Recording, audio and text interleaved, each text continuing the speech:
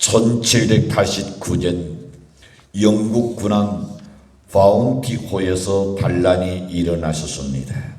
그 반란자 중에 일부는 피트케언 선에 상륙하여 원주민들과 함께 공동체를 이루었습니다.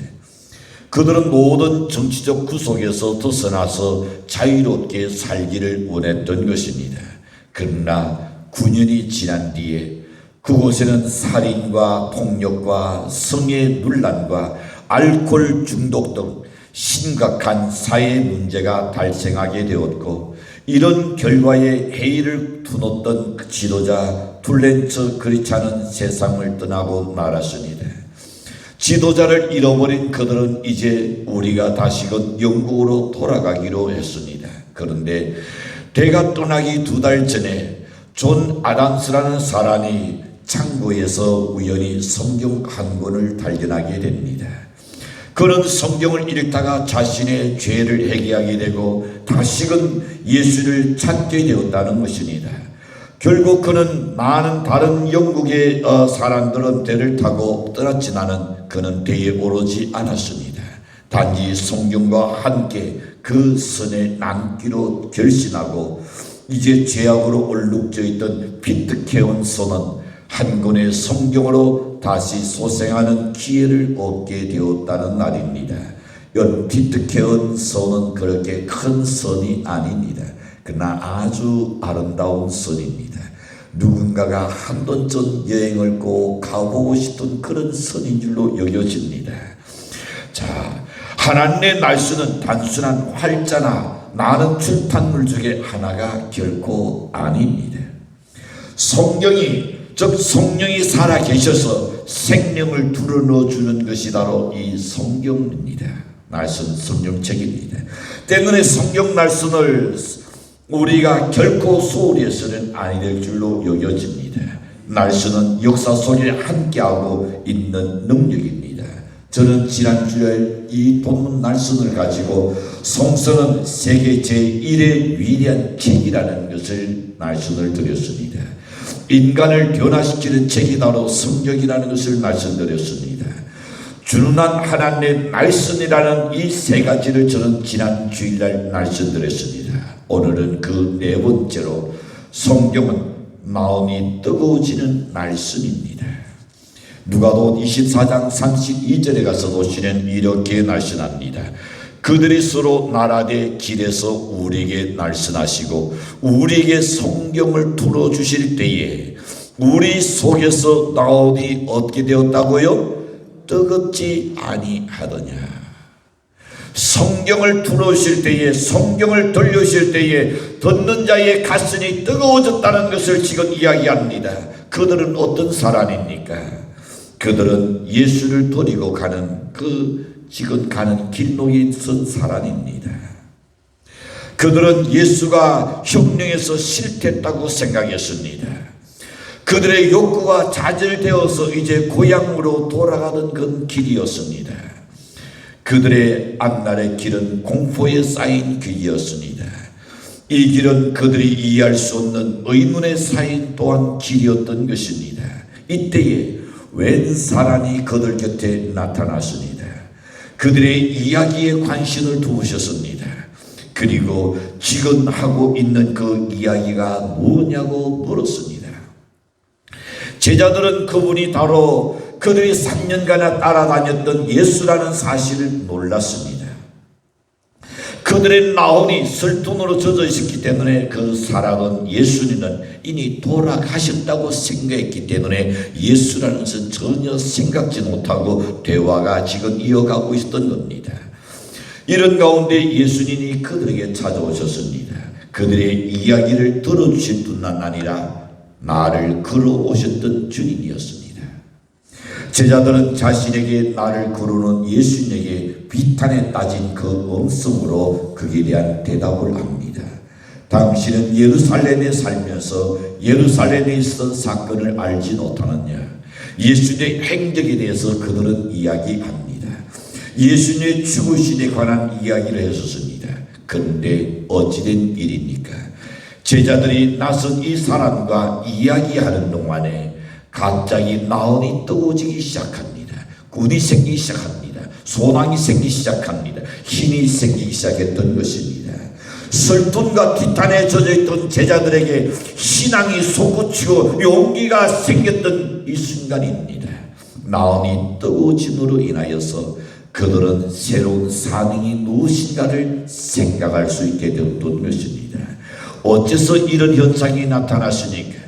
그것은 뜨거워진 나온이란 진리에 접촉된 나온이기 때문입니다. 진리이신 예수님을 만나고 말씀을 듣고 그분의 사랑을 받았기 때문에 우리의 생애에서도 이 사실은 매우 중요한 사실입니다. 여러분, 우리가 진리신 예수님과 접촉하지 못한다면 우리의 삶은 싸늘한 나옴을 가질 수밖에 없습니다. 그러한 삶은 고통과 비난이 자리를 잡을 뿐입니다. 예수님과 만남이 우리 인생에서 무엇보다도 중요합니다. 예수를 만남으로 인하여 새로운 인생이 출발되기 때문인 것입니다. 저는 생각해 봅니다. 내가 예수를 만나지 못했더라면 어찌 되었을까? 과연 주님께서 나는 지금 나 홀로 화상으로 인하여서 이제는 아무도 없고 나 혼자밖에 없으며 이 혼악한 세상을 어떻게 헤쳐나갈 것이며 어떻게 해야 할 것인지 알지 못할 그때에 주님 내게 말씀하셨습니다. 내가 너와 함께하며 내가 너를 버리지 아니하며 내가 너를 떠나지 않겠다. 나는 그 음성에 너무 감격하여 다시금 또 그 다음날 기도할 때에 여전히 주님 똑같이 내게 말씀하셨습니다. 내가 너와 항상 함께하며 내가 너를 버리지 않으며 내가 너를 떠나지 않겠다. 그리고 나는 주님 내가 세상에 나가서 어떻게 복음을 전합니까? 이 상황 속에 내가 어떻게 전할 것이며 누가 나의 전하는 나를 듣겠습니까? 주님은 나에게 그런 말씀하셨습니다. 내가 사람을 통해서 나타나고 내가 사람을 통해서 역사하리라. 나산 사역이라는 것을 앞두고 다시금 하나님 앞에 기도했을 때에 그분은 내게 말씀하셨습니다. 세상을 보라. 지혜로운 자가 어디 있느냐?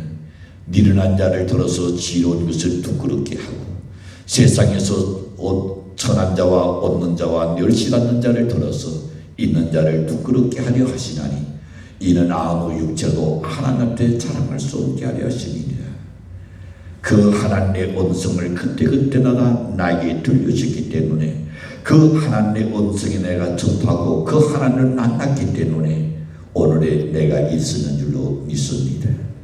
여러분, 예수를 만남으로 인하여 여러 새로운 인생이 출발된다는 것 꼭 잊지 마시기 바랍니다. 무의미한 삶이 가치 있는 삶으로 달라집니다. 절망과 좌절의 삶이 신앙과 용기의 삶으로 변화될 것입니다. 실패의 삶이 성공의 삶으로 인생 전환이 예수를 만남으로 시작된다는 것, 이것은 꼭 잊어서는 안 됩니다. 그러므로 우리 모두 예수님과 만나서 뜨거워진 나옴을 소유하고 이 뜨거워진 나옴을 가지고 진리의 삶을 살아가는 성도가 되시기를 간절히 축도합니다. 다섯 번째 보시는 성경은 나온에 질리게 하는 말씀입니다.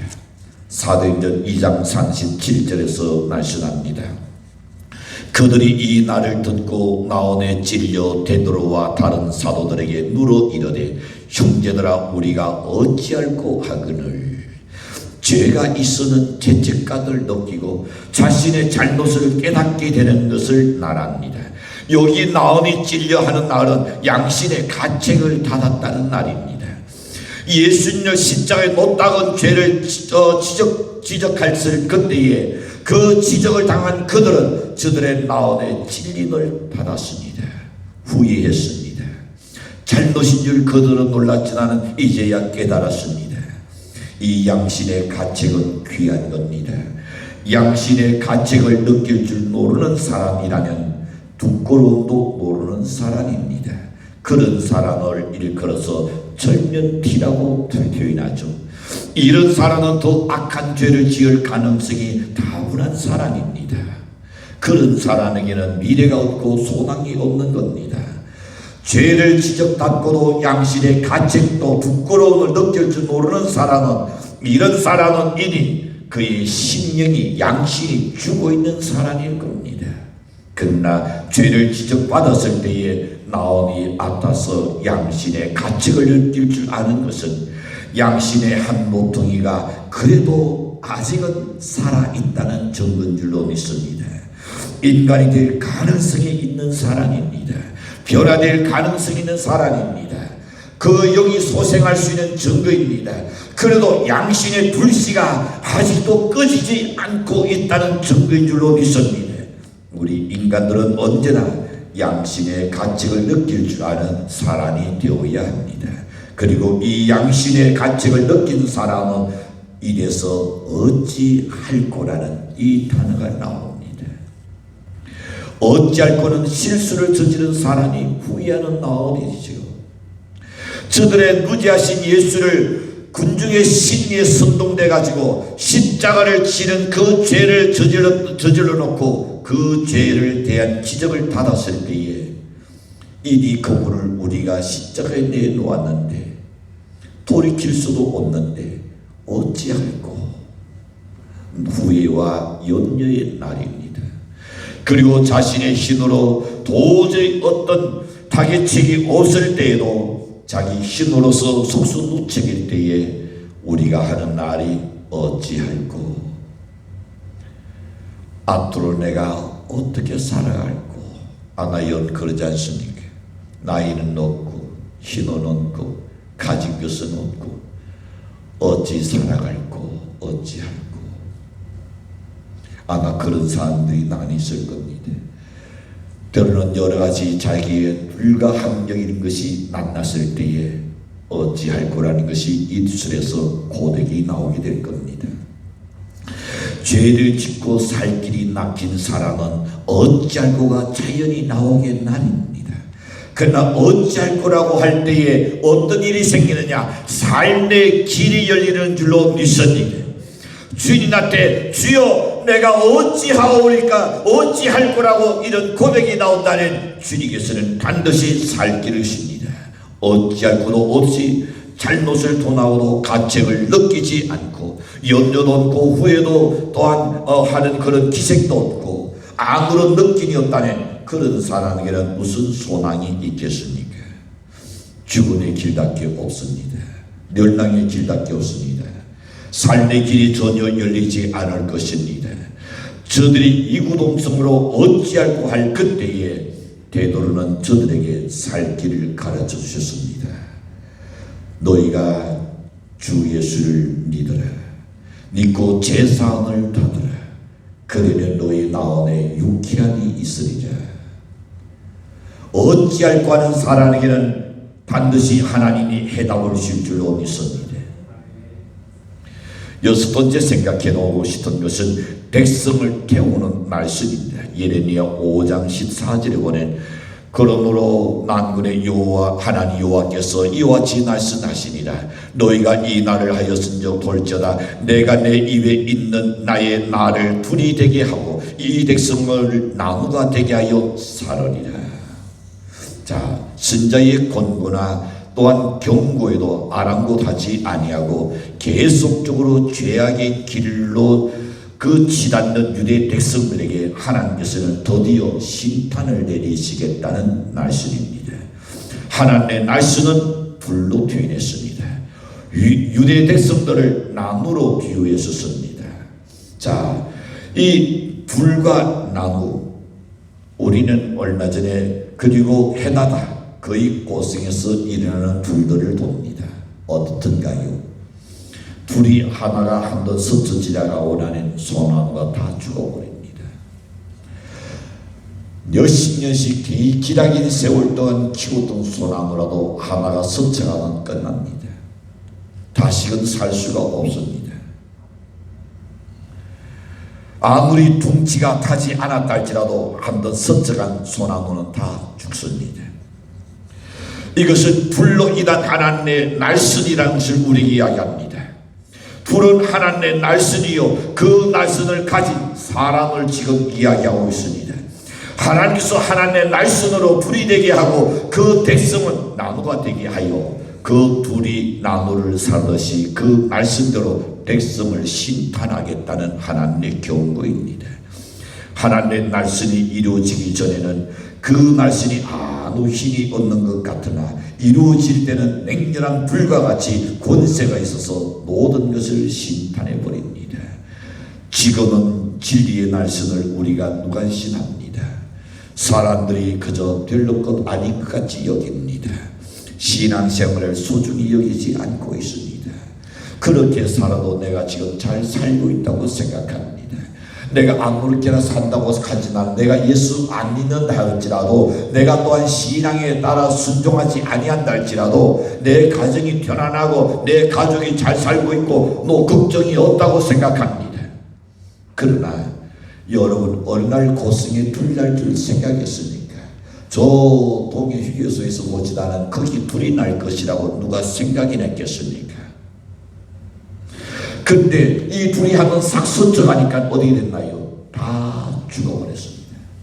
nin둥산을 만들어버렸습니다. 여러분 날씬히 심판의 날에는 큰 권세가 있어서 죄인과 세상의 모든 것을 하나님이 심판하겠다는 경고입니다. 불은 하나님의 능력을 의미합니다. 오늘 예레미야 5장 14절에서 그렇게 말씀합니다. 이 백성을 나무가 되게 하여 불사르리라.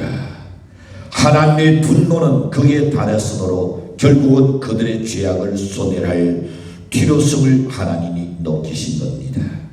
소멸은 곧 태우는 것을 의미합니다. 사람은 누구나 죄성이 있습니다. 죄를 안 짓고 살 수는 없겠지요. 실수할 수 있습니다. 잘못도 범할 수 있습니다. 그러나 가장 중요한 것은 뭘까요? 우리가 깨닫지 못하는 것, 그것이 무서운 겁니다. 인간 자체가 가지는 어쩔 수 없는 그런 죄라는 것은 실존적인 그런 직업입니다. 따라서 인간은 이 죄 문제를 해결을 해야 할 줄로 믿습니다. 그런데 예수 그리스도께서 이 땅에 오셔서 고초 당하심으로 인하여 우리 죄를 완전히 해결해 주셨습니다. 우리는 죄인이요 또 죄를 짓는다고 해도 계속해서 성령의 힘을 통하여 그 죄를 이기고 우리 속에 있는 죄를 고백함으로 인하여 도도해야 할 줄로 믿습니다.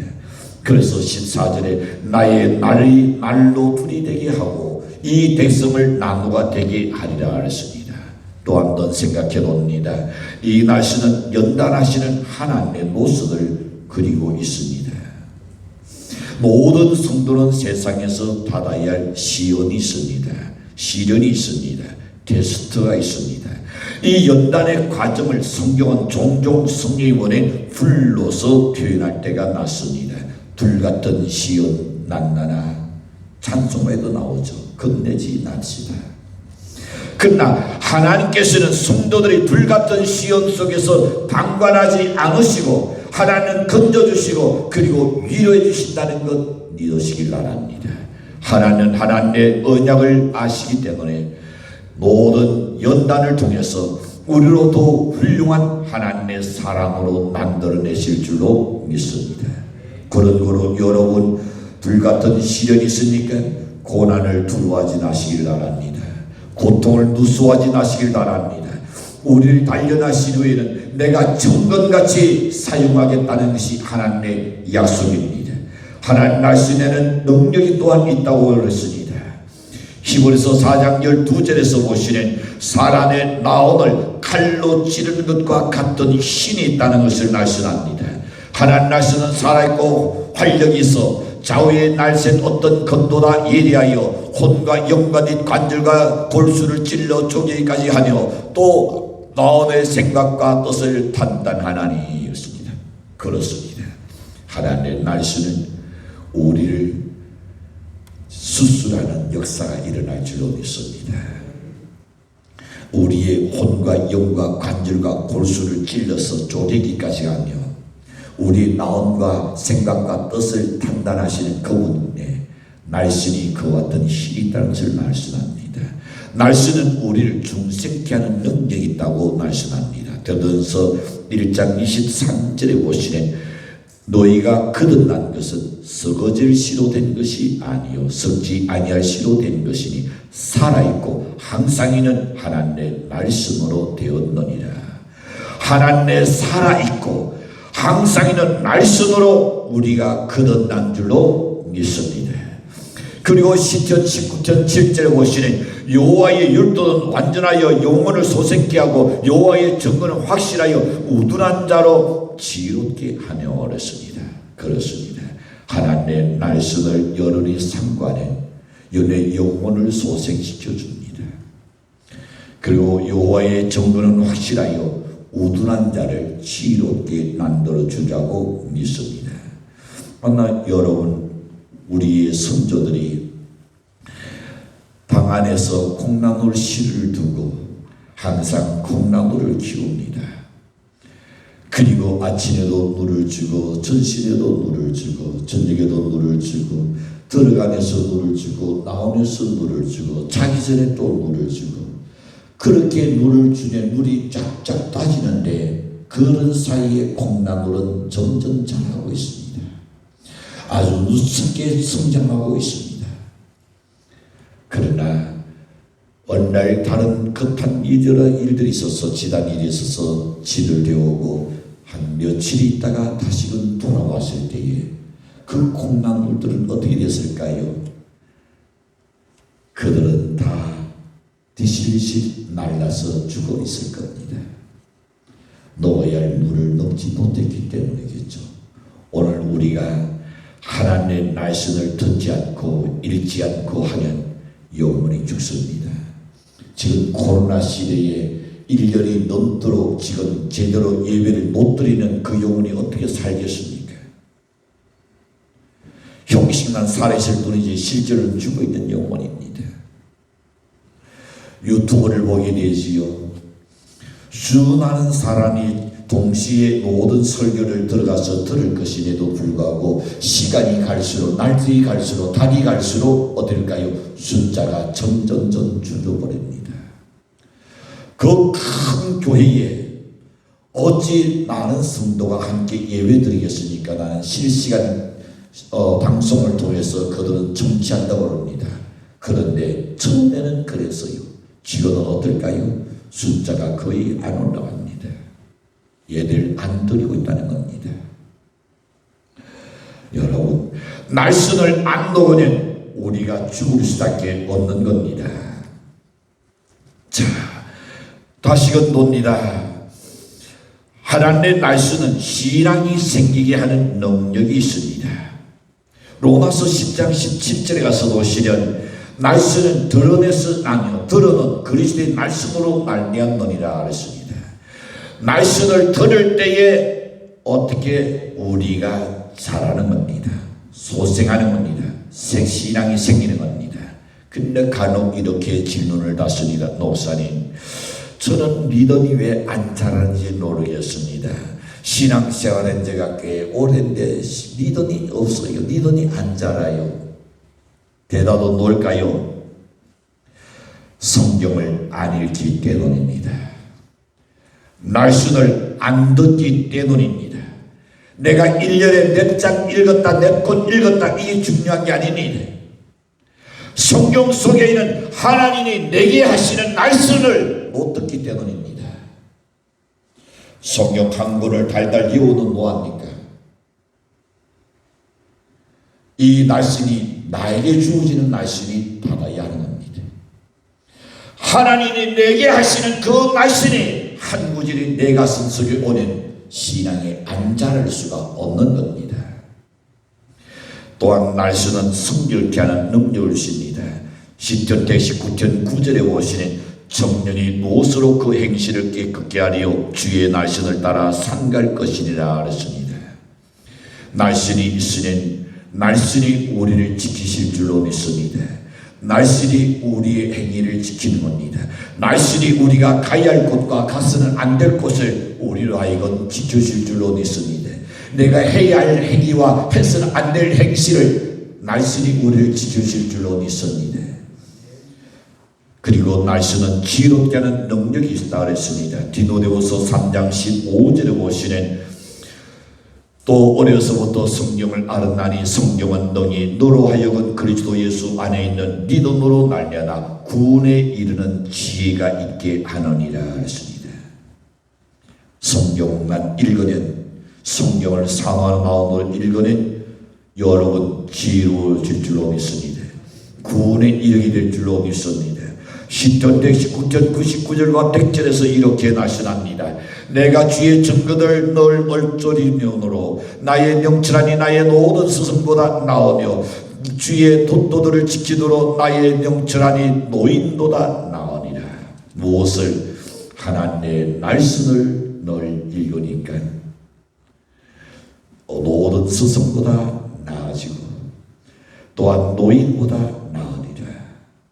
노인들은 인생의 철학이 있습니다. 그러나 그 철학을 능가하는 것은 하나님의 말씀인 줄로 믿습니다. 말씀은 나의 유혹을 이기게 하며 죄에 빠지지 않도록 우리를 도와주는 능력이 있습니다. 마태복음 4장 10절에 와서 이렇게 말씀합니다. 이 예수께서 말씀하시되 사탄아 물러가라. 기록되었으되 주 너희 하나님께 경배하고 단한 그를 섬기라 하였느니라. 말씀하시되. 그렇습니다. 말씀을 가지고 나귀를 물리쳤습니다. 나귀가 떠나갔습니다. 동시에 천사가 와서 예수님을 수종드는 역사가 일어난 줄로 믿습니다. 시편 119편 165절에 가서 보시니 주의 도를 살아가는 자에게는 무엇이 있다? 큰 평안이 있고 그들에게는 무엇이 없다고요? 장애물이 없으리로다. 날씬이 여름 속에 있으니 마음속에 언제나 평안이 있습니다. 마음이 두근두근합니까? 불안합니까? 하나님의 날씬이 여름 속에 있으니 평안이 있을 줄로 확신합니다. 동시에 날씬이 있는 자에게는 날씬을 소유하고 있는 사람은 그들 앞에는 장애물이 없으리로다. 장애물이 그도 지워주는 역사가 일어날 줄로 믿습니다. 나지나오로 생각해 봅니다. 날씬은 영생의 확정을 주는 능력이 있습니다. 요한복음 5장 39절에 가서 보시는 너희가 성경에서 영생을 얻을 줄 생각하고 성경을 연구하거니와 이 성경이 곧 내게 대하여 증언하는 것이니라 그랬습니다. 요한일서 5장 13절에서 보시는 내가 하나님의 아들의 이름을 믿는 너에게 이것을 쓰는 것은 성경을 남겨놓은 것은 성경을 기록한 것은 너희로 하여금 너에게 영생이 있음을 알게 하려 하니라. 천국 갈 수 있습니까? 죽어봐야 알죠. 그게 아니다 말입니다.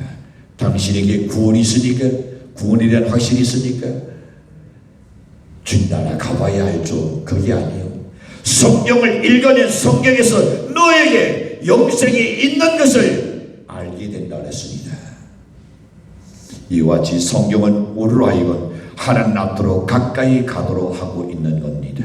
결론적으로 디모데후서 3장 16절에 보시는 모든 성경은 하나님의 간도로 된 것으로 교훈과 책망과 바르게 함과 의로 교육하기에 유익하니 그렇습니다. 사랑하는 성도 여러분, 불같은 하나님 말씀을 소유하는 연대시기를 바랍니다. 연대 인생이 반드시 태어날 줄로 믿습니다. 날씬의 능력을 믿고 따른다면 불가능을 가능하게 하는 축복이 연계에 있을 것을 기억하고 이 말씀을 소유할 수 있는 연대실 진으로 간절히 축원합니다.